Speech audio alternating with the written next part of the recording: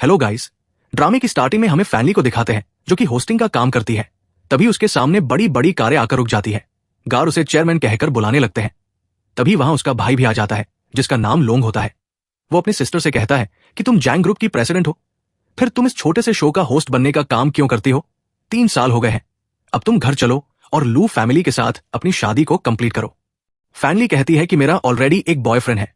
उसका भाई कहता है कहीं तुम उस गरीब लड़के की बात तो नहीं कर रही हो जिसने तुम्हें 3 साल पहले अर्थक्वेक से बचाया था? वो बिल्कुल भी तुम्हारे लायक नहीं है। फैनली कहती है कि हमारी फैमिली हाई और छोटे स्टेटस की परवाह नहीं करती, उसने मेरी जान बचाई थी। तभी से मैंने डिसाइड कर लिया था कि मैं उसे इस दुनिया का सबसे खुश इंसान बनाऊंगी। अब मेरे सपोर्ट की वजह से यूशिंग झाओ ग्रुप का प्रेसिडेंट बन गया है। उसका फ्यूचर अब और भी ज्यादा बेहतर हो गया है। लोंग कहता है कि क्या होगा अगर उसने तुम्हें धोखा दे दिया तो? मुझे हमेशा से ऐसा लगता है कि उस इंसान की इंटेंशन अच्छी नहीं है। फैनली कहती है कि यूशिंग इस तरह का पर्सन नहीं है। मैं आज उसे अपनी असली आइडेंटिटी के बारे में बता दूंगी और उसे प्रपोज भी करूंगी। बस तुम मेरी गुड न्यूज का वेट करना। दूसरी तरफ हमें किंग को दिखाते हैं जो कि लू ग्रुप का प्रेसिडेंट होता है। उसके ग्रैंडपा उस पर गुस्सा कर रहे होते हैं। वो कहते हैं कि अब भी तुम उस लड़की का वेट कर रहे हो जिसे तुमने 3 साल पहले बचाया था। मैं तुम्हारी शादी का और वेट नहीं कर सकता, तुम जल्दी से घर आ जाओ और शादी कर लो। किंग कहता है कि ग्रैंडपा हम 21वीं सेंचुरी में रहते हैं, आज के जमाने में कौन शादी करना चाहता है? फिर किंग गार्ड से बचने के लिए पेंटर की ड्रेस पहन लेता है। इसके बाद हमें यूशिंग को दिखाते हैं जो कि अपनी गर्लफ्रेंड जूनी के साथ रोमांस कर रहा होता है। जूनी उससे कहती है कि तुम फैनली के साथ ब्रेकअप क्यों नहीं कर लेते? तुमने तो मुझसे प्रॉमिस किया था कि तुम मुझसे शादी करोगे, फिर तुम अपनी बात से पीछे नहीं हट सकते। यूशिंग कहता है कि जल्दबाजी मत करो, अब मैं प्रेसिडेंट बन गया हूं, मैं कभी भी उसे लात मार सकता हूं। वैसे भी मैं यहां तुम्हें विला दिलाने लाया हूं। तभी फैनली भी उन दोनों को रोमांस करते हुए देख लेती है। वो यूशिंग से कहती है कि तुम ये क्या कर रहे हो? यूशिंग उससे कहता है कि जब तुम्हें सब कुछ पता चल गया है तो मैं भी तुमसे कुछ नहीं छुपाना चाहता हूं। मुझे तुमसे ब्रेकअप चाहिए। इन 3 सालों में जूनी ने मेरा बहुत ख्याल रखा है और उसी ने मुझे सपोर्ट किया है, तभी मैं प्रेसिडेंट की पोजीशन पर बैठ पाया हूं। और तुम क्या हो? तुम बस एक टीवी स्टेशन की होस्ट हो। तुम्हारा जूनी के साथ कोई कंपैरिजन नहीं है। फैनली कहती है कि इन 3 सालों में तुम मेरी हेल्प की वजह से ही प्रेसिडेंट बन पाए हो। जूनी कहती है कि तुम एक छोटी सी वर्कर हो और हमारा जूनी ग्रुप जैंग ग्रुप के साथ कॉपरेशन करने वाला है। अगर यूशिंग मुझे फॉलो नहीं करता तो वो प्रेसिडेंट कभी नहीं बन पाता। तुम तो उसके साथ खड़े रहने के लायक भी नहीं हो। फैनली कहती है कि मैंने तो कभी नहीं सुना कि जैंग ग्रुप तुम्हारे साथ कॉपरेशन करना चाहता है। जूनी कहती है कि जैंग ग्रुप इस शहर का सबसे रिचेस्ट ग्रुप है, तुम कौन हो जो जैंग ग्रुप तुम्हें इन्फॉर्म करेगा? तभी वहां किंग भी आ जाता है। वो कहता है कि यहाँ अच्छा शो चल रहा है, टाइम पास करने के लिए। यूशिंग फैनली से कहता है कि मुझे परेशान करना बंद करो और इन पैसों को तुम्हारी 3 साल की नैनी की फीस समझ कर रख लो, हम शांति से अलग हो जाते हैं। मैं तुमसे शादी नहीं करना चाहता। फैनली उससे कहती है कि इन 3 सालों में क्या तुम्हारे दिल में मेरे लिए कोई भी फीलिंग नहीं है? जूनी कहती है कि मैं इसकी बातों से थक गई हूं और वो उस पर हाथ उठाने लगती है। तभी वहां किंग आकर उसका हाथ पकड़ लेता है। फैनली जूनी को थप्पड़ मार देती है। जब यूशिंग बीच में बोलने लगता है तब फैनली उसे भी थप्पड़ लगा देती है। यूशिंग कहता है कि तुम पागल हो गई हो, तुम्हारी हिम्मत कैसे हुई मुझे थप्पड़ मारने की? फैनली कहती है कि तुम पिटने के ही लायक हो। यूशिंग कहता है कि तुम खुद को क्या समझती हो? तुम एक फटा हुआ जूता हो जिसके साथ मैं खेल चुका हूं। मुझे छोड़ने के बाद तुमसे कौन शादी करेगा? तभी किंग कहता है कि मैं इससे शादी करूंगा और वो फैनली से कहता है कि मैं अपना आईडी कार्ड अपने साथ लाया हूं, हमें चलकर मैरिज सर्टिफिकेट ले लेना चाहिए। यूशिंग कहता है कि हाँ, एक तरफ एक पेंटर और दूसरी तरफ एक छोटी सी होस्ट, तुम दोनों की जोड़ी बहुत ही परफेक्ट रहेगी। और वो दोनों वहां से चले जाते हैं। फैनली किंग से कहती है कि मैं तुमसे प्रॉमिस करती हूं कि मैं तुम्हें इस फील्ड का रिचेस्ट मैन बनाकर रहूंगी। फिर वो दोनों मैरिज सर्टिफिकेट ले लेते हैं। फैनली कहती है कि तुम कहां जा रहे हो? मैं तुम्हें बाइक से छोड़ देती हूं। किंग कहता है कि तुम्हारा एक्स बॉयफ्रेंड तो एक लग्जरी कार चलाता है और तुम बस एक इलेक्ट्रिक बाइक चलाती हो। फैनली कहती है तो तुम्हें भी लग्जरी कार चाहिए? कोई बात नहीं, मैं तुम्हें स्टोर लेकर चलती हूं, तुम्हें जो भी कार चाहिए तुम वो ले लेना। किंग उससे कहता है कि तुम्हें अपने पैसों को बचाना चाहिए, तुम्हें मेरे सामने अमीर होने का दिखावा करने की कोई जरूरत नहीं है। फैनली सोचती है कि पहली बार मेरे फादर के अलावा किसी और ने मेरे सिर को छुआ है और वो खुश हो जाती है। फिर वो किंग से कहती है कि तुम्हारे कपड़े कितने पुराने हो गए हैं, चलो मैं शॉपिंग करवाने ले चलती हूं। किंग कहता है कि मुझे पता है कि तुम मुश्किल से पैसे कमाती हो, वैसे मेरे पास बहुत सारे कपड़े हैं और वो बहुत महंगे ब्रांड के हैं, तुम्हें मेरे लिए कपड़े खरीदने की जरूरत नहीं है। फैनली कहती है कि तुम कह रहे हो कि मैं दिखावा कर रही हूं, तो तुम भी तो एक पेंटर हो, फिर तुम दिखावा क्यों कर रहे हो? अब हम कपल बन गए हैं, हमें पैसे बचाने की बात नहीं करनी चाहिए। फिर वो दोनों अपने मन में डिसाइड कर लेते हैं कि जब इसे मेरी आइडेंटिटी पर विश्वास नहीं हो रहा है तो मैं इसे बाद में बताऊंगा। इसके बाद फैनली उसे स्टोर में ले आती है। किंग कहता है कि ये तो मेरा ही स्टोर है। तभी सेल्स गर्ल आकर उसे हेलो कहने लगती है। किंग उसे चुप रहने के लिए इशारा करता है। फिर वो फैनली से कहता है कि यहाँ के कपड़े बहुत ही महंगे हैं, हमें किसी और स्टोर पर चलना चाहिए। फैनली कहती है कि मैं जानती हूं कि तुम मेरी चिंता कर रहे हो, इसलिए तुम ऐसा कह रहे हो, पर मैं तुम्हारे लिए सच में कपड़े खरीदना चाहती हूं। और वो उसे एक के बाद एक ड्रेस ट्राई करने के लिए बोलती है। किंग भी उन कपड़ों को एक के बाद एक पहनकर उसे दिखाता है। तभी फैनली को धक्का सा लग जाता है और वो किंग के ऊपर गिर जाती है। वो कहती है कि बाहर जाने से पहले अपने कपड़ों को बदल लो। इसके बाद फैनली सेल्स गर्ल को ब्लैक कार देती है। सेल्स गर्ल सोचती है कि ये तो जैंग ग्रुप का ब्लैक कार है। तभी किंग आकर फैनली से कहता है कि जैंग ग्रुप इस शहर का नंबर 1 ग्रुप है, अगर तुम उनका फेक कार्ड बनाकर यूज करोगी तो तुम्हें जेल भी हो सकती है। और वो सेल्स गर्ल को इशारा करता है। सेल्स गर्ल कहती है कि आप हमारे स्टोर के लकी कपल है, आज आपने जितनी भी चीजें खरीदी है वो सब फ्री में है, जिसमें आपके लिए ऊपर वाले रेस्टोरेंट का खाना भी फ्री है। फैनली कहती है पर ये सब क्यों? सेल्स गर्ल कहती है क्योंकि हमारे मिस्टर लू अपनी वाइफ से बहुत प्यार करते हैं। ये सुनकर फैनली सोचती है कि मैंने सोचा नहीं था कि वो शादीशुदा होने के बाद भी मेरे घर पर शादी का प्रपोजल लेकर आएगा। इसके बाद फैनली के पास उसके भाई का कॉल आता है। वो कहता है कि मिस्टर लू बहुत अच्छे आदमी है, मॉम भी उन्हें पसंद करती है, क्या तुम उनसे एक बार मिलना नहीं चाहती? फैनली कहती है कि मॉम से कह देना कि मैंने शादी कर ली है, और वो फोन को काट देती है। तभी वहां किंग भी आ जाता है और कहता है कि फोन पर कौन था, तुम इतना अपसेट क्यों दिख रही हो? फैनली कहती है कि मेरा भाई मुझसे कह रहा था कि मैंने यूशेंग जैसे लड़के से प्यार कैसे किया। तब किंग भी कहता है कि मुझे भी ये समझ नहीं आता कि तुम यूशेंग जैसे लड़के से प्यार कैसे कर सकती हो। फैनली कहती है क्योंकि मैं उसका फेवर चुकाना चाहती थी। 3 साल पहले उसने मेरी अर्थक्वेक से जान बचाई थी। फ्लैशबैक में हमें दिखाते हैं कि जब फैनली बेड पर लेटी हुई होती है तब उसके सामने दूसरे बेड पर यूशेंग लेटा होता है। फैनली उससे कहती है तो तुमने मेरी जान बचाई है, अब मैं तुम्हें रीपे करूंगी। प्रेजेंट में किंग सोचता है कि वो इंसान में था, इसका मतलब 3 साल पहले वो लड़की फैनली ही थी। फिर वो फैनली से कहता है कि जब भगवान ने हम दोनों को हस्बैंड और वाइफ बनाया है तो हमारा साथ रहना तय है, अब से मैं तुम्हें सपोर्ट करूंगा। तभी उसे सेक्रेटरी का कॉल आ जाता है। वो कहता है कि आज आपकी जैंग ग्रुप के प्रेसिडेंट के साथ अपॉइंटमेंट है, मिस्टर लाउ ने सब अरेंजमेंट कर ली है। किंग सोचता है कि ये सही मौका है एंगेजमेंट को कैंसिल करने का, और वो फैनली से कहता है कि मैं लाउ होटल में जा रहा हूं दीवार को पेंट करने के लिए। फैनली कहती है कि ठीक है, मैं भी तुम्हें वहां छोड़ने चलती हूं, और वो उसे होटल के पास छोड़ने आ जाती है। तभी पीछे से यूशेंग उसकी बाइक को हिट कर देता है। यूशेंग फैनली से कहता है कि तुमने मेरी कार को क्रैश किया है, अब तुम्हें इसके लिए कंपनसेट करना होगा। फैनली कहती है कि वो तुम हो जो मेरी बाइक से टकराए थे। यूशेंग कहता है कि इतने बड़े होटल के सामने तुम अपनी डॉन की जैसी बाइक को पार्क कैसे कर सकती हो? मुझे तो ये कचरे की तरह लगती है, पर क्योंकि हम एक दूसरे को पहले से जानते हैं तो मैं तुमसे सिर्फ 80,000 लूंगा। फैनली कहती है कि तुम कितने भूखे हो, जो कार मैंने तुम्हें दिलाई थी तुम उसके लिए मुझसे पैसे मांग रहे हो। यूशेंग कहता है तो तुम्हारे पास कंपनसेट करने के लिए पैसे नहीं है, वैसे भी तुम एक छोटे से शो की होस्ट हो, पर हमारे नए घर में एक नैनी की जरूरत है, तुम वहां आकर हमारे लिए काम करो, मैं तुम्हें महीने के 5,000 दूंगा। किंग कहता है कि हमें तुम्हारे 5,000 की कोई जरूरत नहीं है, तुमने मेरी वाइफ को हिट किया है, अब तुम कोर्ट के एग्रीमेंट का वेट करना। यूशेंग कहता है कि तुम कौन हो जो हमें कोर्ट का एग्रीमेंट भेजोगे? अब जूनी फैमिली झाओ फैमिली के साथ जुड़ गई है, तुम खुद को समझते क्या हो जो हम पर चिल्ला रहे हो? तब किंग उसका हाथ पकड़कर मोड़ देता है। जूनी कहती है कि तुम्हारे पास इतनी महंगी घड़ी कहां से आई, ये तो सिर्फ मिस्टर लू के लिए बनाई गई है, तुम्हारे जैसे पेंटर के पास ये कहां से आई? यूशेंग कहता है कि ये सब फेक है, और वो फैनली से कहता है कि जब से मैंने तुम्हें छोड़ा है तब से तुम एक ऐसे आदमी को फॉलो करने लगी हो जिसकी कपड़े से लेकर हर चीज नकली है। फैनली कहती है तो क्या हुआ, वो एक इंडिपेंडेंट इंसान है, वो तुमसे तो कहीं गुना बेहतर है। यूशेंग कहता है कि बस तुम मेरा वेट करो, एक दिन मैं मिस्टर लू की पोजीशन के बराबर हो जाऊंगा, तब मैं तुम दोनों को ही इस शहर से लात मारकर बाहर निकाल दूंगा। किंग उनसे कहता है कि तुम्हें पैसे चाहिए ना, तो मैं तुम्हें पैसे देता हूं, और वो चेक फाड़ कर उन्हें दे देता है। जूनी कहती है कि ये तो मिस्टर लू की कंपनी का चेक है।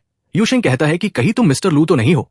तब फैनली उससे कहती है कि तुम मिस्टर लू होने का नाटक क्यों कर रहे हो, ये सही नहीं है। और वो यूशेंग से कहती है कि तुम खुद को रिच समझते हो, तो इसका मतलब ये नहीं है कि तुम साधारण लोगों को बुली करोगे। किंग सोचता है तो इसे अमीर लोगों से नफरत है, और वो उनसे कहता है कि ये चेक नकली नहीं है, ना ही मैं मिस्टर लू हूं, पर मैं मिस्टर लू की लॉबी में पेंट करता था, उन्होंने ही मुझे चेक दिया था। तभी यूशेंग उस चेक को लेकर चला जाता है। फैनली उस पर गुस्सा करती है और कहती है कि तुमने उन्हें पैसे क्यों दिए, अब तुम्हें 80,000 कमाने में कितने महीने लग जाएंगे? और वो सोचती है कि मैं इन 80,000 को उनके पास नहीं रहने दूंगी। फिर वो सेक्रेटरी को मैसेज करके बोलती है कि 1 मिनट के अंदर यूशेंग को सबक सिखाओ। दूसरी ओर होटल के अंदर यूशेंग से एक आदमी लड़ने लगता है। वो कहता है कि तुमने इतनी महंगी वाइन को तोड़ दिया है, अब तुम्हें इसके लिए कंपनसेट करना होगा। यूशेंग कहता है कि पहले तुम मुझसे टकराए थे, तुम्हारी वजह से ही वाइन की बोतल टूटी है। वो आदमी कहता है कि मैं जैंग ग्रुप के प्रेसिडेंट का असिस्टेंट हूं। यूशेंग जूनी से कहता है कि हम जैंग ग्रुप के प्रेसिडेंट को ऑफेंड नहीं कर सकते। जूनी कहती है तो तुम 2 मिलियन को भर दो। यूशेंग कहता है पर मेरे पास पैसों की कमी है, मैं चाहता हूं कि इन पैसों को पे करने में तुम मेरी हेल्प करो। तब जूनी ना चाहते हुए भी अपने अकाउंट से उन पैसों को पे कर देती है। इसके बाद फैनली के पास उसके भाई का कॉल आ जाता है। वो कहता है कि आज हमें मिस्टर लू के साथ कॉपरेशन की बात करनी है। फैनली कहती है कि मैं भी उस मिस्टर लू को देखना चाहती हूं, जो शादीशुदा होने के बाद भी मुझसे शादी करना चाहता है। फिर हमें लाओ को दिखाते हैं। लाओ अपने गार्ड से कहता है कि आज मिस्टर लू यहां आने वाले हैं, तुम उनका अच्छे से ख्याल रखना। और वो वाइन में मेडिसिन मिला देता है। जैसे ही किंग वहां आता है तब गार्ड उसका वेलकम करने लगते हैं। किंग उससे कहता है कि मुझे जैंग ग्रुप के प्रेसिडेंट से मिलने जाना है, तुम्हें जो कहना है जल्दी से कह दो। लाओ उसे कहता है कि तुम्हें क्या लगता है, क्या सच में जैंग ग्रुप की प्रेसिडेंट तुम्हारे साथ कॉपरेशन की बात करने आएगी? मैंने उसके बारे में सुना है कि कई सालों से उसे किसी ने नहीं देखा, क्योंकि वो बहुत ही अगली है और उसे शादी से नफरत है। वैसे भी तुम 20 सालों से सिंगल हो, तुम्हारी कभी कोई गर्लफ्रेंड नहीं रही, इसलिए आज मैंने तुम्हारे लिए एक गर्लफ्रेंड की अरेंजमेंट की है। और उसे ड्रिंक ऑफर करने लगता है। किंग कहता है कि तुम मेरी चिंता मत करो, मैं ऑलरेडी मैरिड हूं। दूसरी तरफ फैनली का भाई उससे कहता है कि तुम एक पेंटर से शादी कैसे कर सकती हो? फैनली कहती है कि पेंटर होने में क्या बुराई है, वो लोग भी अपनी मेहनत से पैसे कमाते हैं, कम से कम वो अमीर लोगों से तो कहीं बेहतर है। लोंग कहता है तो फिर मिस्टर लू के साथ तुम्हारी शादी का क्या होगा? अगर मॉम को इस बारे में पता चलेगा तो मैं इमेजिन नहीं कर सकता कि वो क्या करेंगी। फैनली कहती है कि मेरी मैरिज का डिसीजन सिर्फ मैं लूंगी और तुम ड्रिंक करना बंद करो, हमें कॉपरेशन भी करना है। फिर वो उसे वॉशरूम का कहकर चली जाती है। जैसे ही वो बाहर निकलती है तभी वो वहां अपने हस्बैंड को देख लेती है। वो लाओ से कहती है कि मेरे हस्बैंड से अपने हाथ हटाओ, तुम लोग मेरे हस्बैंड का फायदा उठाना चाहते हो। किंग उससे कहता है कि जैसा तुम सोच रही हो वैसा कुछ भी नहीं है। फैनली कहती है कि ये लोग तुम्हें ड्रिंक करने के लिए फोर्स कर रहे हैं ना, तो कोई बात नहीं, मैं तुम्हारी जगह ड्रिंक करूंगी। लाओ कहता है कि अच्छा ऐसा है तो तुम्हें इस गिलास की ड्रिंक को पीना होगा। फैनली तुरंत उस गिलास की ड्रिंक को पी जाती है। किंग उससे कहता है कि तुमने वो गिलास क्यों पिया, उस गिलास में ड्रग मिला था। फैनली कहती है कि अगर मैं वो वाइन नहीं पीती तो तुम्हें सफर करना पड़ता, और वो उसे पकड़कर किस करने लगती है। फिर वो दोनों एक दूसरे के करीब आने लगते हैं। सुबह फैनली के पास उसके भाई का कॉल आता है। वो कहता है कि कल मिस्टर लू नहीं आए थे, मैंने उनका फोन भी ट्राई किया पर उनका फोन नहीं लग रहा है। फैनली कहती है कि उसकी हिम्मत कैसे हुई एब्सेंट रहने की, अब मिस्टर लू के साथ सारे कॉपरेशन को कैंसिल कर दो। इसके बाद किंग उसे छोटे से घर में ले आता है। वो कहता है कि अगर मैं इसे विला में ले जाता तो मैं एक्सपोज हो जाता। तभी वहां उसके ग्रैंडपा भी आ जाते हैं। वो कहते हैं तो तुम यहां छुपे बैठे हो, मैंने तुम्हें चेयरमैन के साथ डेट करने के लिए भेजा था, पर तुम्हें उसकी जरा भी कद्र नहीं है। तब फैनली ग्रैंडपा से हेलो कहती है और उन्हें बैठने के लिए बोलती है। ग्रैंडपा सोचते हैं कि ये घर तो मेरे टॉयलेट से भी छोटा है। किंग फैनली से कहता है कि मेरे ग्रैंडपा थोड़े गुस्सेल हैं, उनकी बातों का बुरा मत मानना। फैनली कहती है कि मैं बड़ों की बातों का बुरा क्यों मानूंगी, मैं उनके लिए चाय बनाकर लाती हूं। तब ग्रैंडपा किंग से कहते हैं कि मैंने तुम्हारी चेयरमैन के साथ ब्लाइंड डेट अरेंज करवाई थी, अगर तुम उससे शादी कर लेते तो तुम्हें ऐसे छोटे घर में नहीं रहना पड़ता। तुम अपनी वाइफ को क्या चेयरमैन से अच्छा समझते हो? किंग कहता है कि मेरी वाइफ में भी अपनी खुद की खूबियां हैं। तभी वहां फैनली ग्रैंडपा के लिए मिंट की चाय लेकर आ जाती है, जिसे पीकर ग्रैंडपा उससे इंप्रेस हो जाते हैं और उनसे कहते हैं कि मुझे कपल का ब्रेकअप करवाना अच्छा नहीं लगता है, अब बताओ कि तुम लोग वेडिंग कब रखोगे, मैं तुम्हें शादी में 8 मिलियन का गिफ्ट देना चाहता हूं। यह सुनकर फैनली चौंक जाती है। तब किंग उसके कान में कहता है कि मेरे ग्रैंडपा ओल्ड हो गए हैं, इसलिए उनको ऐसा भ्रम होता है कि वो एक अमीर इंसान है, उनकी बातों पर ध्यान मत देना। फिर किंग के पास सेक्रेटरी का कॉल आता है। वो कहता है कि जैंग ग्रुप ने हमारे साथ सारे कॉपरेशन को कैंसिल कर दिया है, कल आप उनके साथ कॉपरेशन करने नहीं गए थे, उन्होंने कहा है कि आप काम के लिए सिंसियर नहीं है। इसके बाद फैनली कंपनी में होस्टिंग करने आती है। लूली उससे कहती है कि कल रात तुम एक पेंटर के साथ रोमांस कर रही थी, और वो उसे पिक्चर दिखाती है। फैनली कहती है कि ये फोटो किसने ली। लूली कहती है कि इस बात से क्या फर्क पड़ता है कि ये फोटो किसने ली है, इंपॉर्टेंट बात तो ये है कि तुमने टीवी स्टेशन प्रोग्राम की इमेज को डैमेज किया है। डायरेक्टर उससे कहता है कि तुम एक पब्लिक फिगर होकर ऐसा काम कैसे कर सकती हो, मैं तुम्हें शो से निकाल भी सकता हूं, इसलिए तुम खुद से बिग टॉक की होस्टिंग को छोड़कर उसे लूली को दे दो। फैनली कहती है पर मैं ऐसा क्यों करूंगी। डायरेक्टर कहता है क्योंकि तुम होस्ट करने के लायक नहीं हो। फैनली कहती है तो क्या लूली इस लायक है। लूली कहती है कि मैंने ऐसा क्या किया है, आज के गेस्ट मिस्टर लू है, अगर उन्हें पता चलेगा कि होस्ट तुम्हारी जैसी वुमेन है तो वो इस शो को करने से मना कर देंगे। फैनली उनसे कहती है कि मैं अपने हस्बैंड के साथ कुछ भी करूं, इससे दूसरों को क्या प्रॉब्लम है, और वो उन्हें अपना मैरिज सर्टिफिकेट दिखाती है। लूली मैरिज सर्टिफिकेट में नाम देखकर कहती है कि मिस्टर लू तुमसे शादी क्यों करेंगे, तुम ये फेक सर्टिफिकेट लेकर कहां से आए हो। डायरेक्टर कहता है कि मिस्टर लू जैसा सक्सेसफुल इंसान तो 40-50 साल का ओल्ड मैन होगा, वो इतना खूबसूरत कैसे हो सकता है। तभी वहां सेक्रेटरी आ जाती है।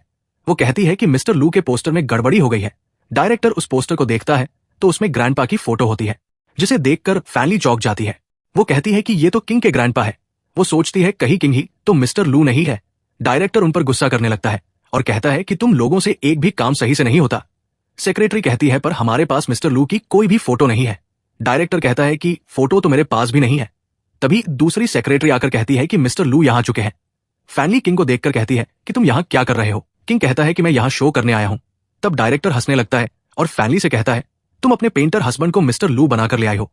सेक्रेटरी कहती है कि यही मिस्टर लू है, हमने सारी इंफॉर्मेशन को चेक कर लिया है। डायरेक्टर किंग से कहता है कि मुझे माफ कर दीजिए, मैं सारा दिन बिजी रहता हूं, इसलिए मैं थोड़ी देर के लिए कंफ्यूज हो गया था। तब लूली कहती है कि अगर तुम मिस्टर लू हो तो तुम इस वुमेन को कैसे लाइक कर सकते हो। किंग कहता है तो क्या अब मुझे तुम्हें हमारे रिलेशनशिप के बारे में रिपोर्ट करना होगा। लूली कहती है तो कल मैंने मिस्टर लू की फोटो ली थी। और वो डायरेक्टर से कहती है कि प्लीज मुझे प्रोटेक्ट करिए। डायरेक्टर कहता है कि सारी गलती तुम्हारी है, तुमने उनकी सीक्रेट फोटो क्यों ली थी। लूली कहती है कि ऐसा करने के लिए आपने ही तो मुझसे कहा था। आपने मुझसे कहा था कि अगर मैं आपके साथ सो जाऊंगी तो आप मुझे बिग टॉक को होस्ट करने देंगे। डायरेक्टर उसे थप्पड़ मार देता है और कहता है कि मैं एक ओल्ड मैन हूं जिसके साथ बच्चे हैं, फिर मैं तुम्हारे साथ क्यों सोना चाहूंगा, और वो उसे भगा देता है। इसके बाद फैनली किंग से कहती है तो तुम लू ग्रुप के प्रेसिडेंट हो, फिर तुमने मुझसे झूठ क्यों कहा था कि तुम एक पेंटर हो। किंग कहता है कि ऐसा नहीं है कि मैं तुम्हें धोखा देना चाहता था, मैं बस सही मौके का इंतजार कर रहा था, क्योंकि मैं तुम्हें डराना नहीं चाहता था। तभी वहां डायरेक्टर आकर उनसे स्क्रिप्ट को चेक करने के लिए बोलता है।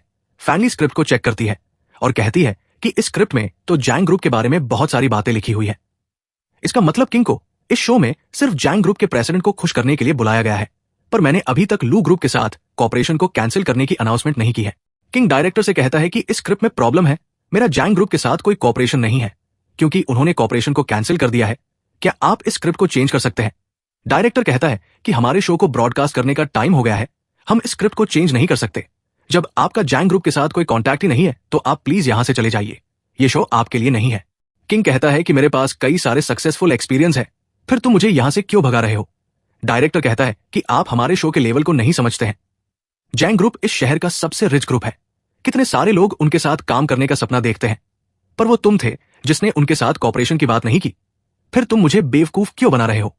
तभी वहां फैनली अपने भाई को टीवी शो पर आने के लिए मैसेज कर देती है और वो सबसे कहती है कि मैंने तो कॉपरेशन के कैंसिल होने की कोई अनाउंसमेंट नहीं सुनी, वैसे मैं जैंग ग्रुप में किसी को जानती हूं, मैं उससे इस बारे में बात करने जाती हूं। किंग उससे कहता है कि तुम मेरे लिए ऐसा रिस्क मत लो, हम जैंग ग्रुप को ऑफेंड नहीं कर सकते। डायरेक्टर कहता है कि जब मिस्टर लू जैसा इंसान उनके साथ कॉपरेशन की बात नहीं कर सकता, फिर तुम्हारी जैसी छोटी सी होस्ट क्या कर सकती है। फैनली उनसे कहती है कि आप चिल्लाना बंद करिए, वरना ऐसा ना हो कि सिर्फ आपको ही सफर करना पड़े। डायरेक्टर कहता है तो तुम अब मुझे सिखा रही हो, मैं समझ गया कि तुम और तुम्हारा हस्बैंड मिलकर मुझे चीट कर रहे हैं, अब मैं तुम्हें जॉब से निकालता हूं। तभी फैनली का भाई आ जाता है और कहता है कि मैं भी देखता हूं कि कौन इसे यहां से निकालने की हिम्मत करता है। डायरेक्टर कहता है कि मुझे माफ कर दीजिए, मैं किसी को भी यहां से नहीं निकाल रहा हूं। लोंग कहता है तो फिर ठीक है, वरना मैं तुम्हारे टीवी शो से सारे इन्वेस्टमेंट वापस ले लूंगा। इसके बाद किंग लोंग से कहता है कि मैंने सुना है कि जैंग ग्रुप को तुम्हारी मॉम ने शुरू किया था, फिर बाद में उन्होंने रिटायरमेंट ले ली, पर इन 3 सालों में किसी ने भी नए प्रेसिडेंट का चेहरा नहीं देखा है। लोंग कहता है कि कोई भी इतनी आसानी से हमारे चेयरमैन की लोकेशन का पता नहीं लगा सकता है, मैंने तुम्हारी चेयरमैन के साथ ब्लाइंड डेट अरेंज करवाई थी, पर वो तुम बेवकूफ थे जो नहीं आए। किंग कहता है हाँ, क्योंकि मुझे इस तरह की मैरिज पसंद नहीं है और मैंने ऑलरेडी शादी कर ली है। फिर वो फैनली की तरफ इशारा करके कहता है कि ये मेरी वाइफ है। ये सुनकर लोंग का सिर चकरा जाता है, वो कहता है कि इसने तो पेंटर से शादी की थी, फिर अचानक ये मिस्टर लू कैसे बन गया। किंग कहता है कि पेंटर वाली आइडेंटिटी मैंने फैनली को तब बताई थी जब मैं उससे पहली बार मिला था, पर अब मैंने उसे अपनी असली आइडेंटिटी के बारे में बता दिया है कि मैं ही मिस्टर लू हूं, अब हम एक लीगल कपल है। इसके बाद लोंग अपनी सिस्टर से कहता है कि तुम दोनों यहां रोल प्ले क्यों कर रहे हो, एक पेंटर का रोल कर रहा है तो दूसरी होस्ट का रोल प्ले कर रही है, मुझे समझ नहीं आ रहा है कि तुम उसे बता क्यों नहीं देती हो कि तुम ही जैंग ग्रुप की प्रेसिडेंट हो। तभी बाहर किंग से उसका फ्रेंड लाउ टकरा जाता है। फैनली अपने भाई से कहती है कि धीरे बोलो, वरना सबको मेरे बारे में पता चल जाएगा। लोंग कहता है कि मुझे डर है कि पहले तुमने यूशिंग से अपनी आइडेंटिटी छुपाई थी, फिर उसने तुम्हें बाद में धोखा दे दिया था, अब तुमने दोबारा मिस्टर लू से शादी कर ली है, कहीं वो भी तुम्हें धोखा ना दे दे। फैनली कहती है कि मुझे अपनी आइडेंटिटी छुपाने का कोई रिग्रेट नहीं है, जो इंसान तुम्हें अच्छा ट्रीट करता हो, ये जानने के बाद भी कि तुम्हारे पास कोई पावर नहीं है, उसी को ट्रू लव कहते हैं।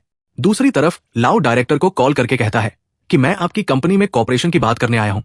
डायरेक्टर कहता है कि मैं अभी अच्छे मूड में नहीं हूं, हम किसी और दिन बात करेंगे। तब किंग उससे कहता है कि तुम्हें क्या प्रॉब्लम है, मुझे बताओ, मैं तुम्हारी प्रॉब्लम सॉल्व कर दूंगा। लाउ कहता है कि मेरी प्रॉब्लम को तू सॉल्व नहीं कर सकता, इसे सिर्फ जैंग ग्रुप की प्रेसिडेंट ही सॉल्व कर सकती है, क्योंकि उनके पास ही इतने बड़े रिसोर्सेस है। तभी वहां फैनली भी आ जाती है। तब किंग उसे लाओ से इंट्रोड्यूस करवाता है और कहता है कि ये मेरा फ्रेंड है। इसके बाद फैनली किंग से कहती है कि तुम्हारा फ्रेंड टीवी शो पर क्यों आया है।